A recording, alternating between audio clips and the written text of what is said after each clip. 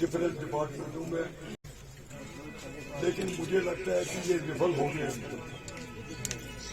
ये विफल हो गए हैं और विफल होने के बाद मुझे आज लगता है कि हमारे बच्चियां और बच्चे जो है अब ये कंट्रोल से बाहर हो गए। अब 2011 से लेके आज तक ये बहुत सामने और बहुत सैनिक के बाद अब और तहसील के साथ बिल्कुल साथ ही वहाँ पुलिस पोस्ट भी हो मारा गया, लेकिन अब कहते वो शहीद हो गया।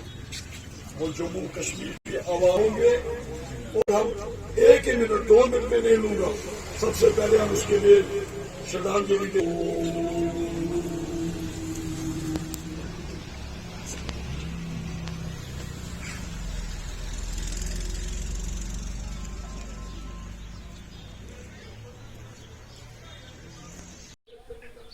राहुल भट्ट की हलाकत के बाद पीएम पैकेज के तहत लगे मुलाजमीन जो है वो लगातार एहतजाज पर है।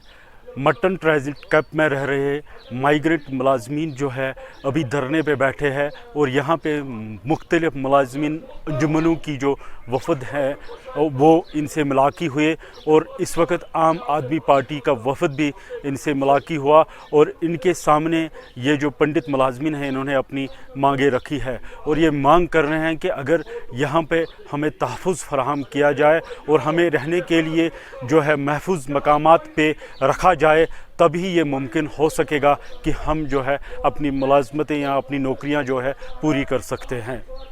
गुलजार अहमद गनाई, मटन, अनंतनाग।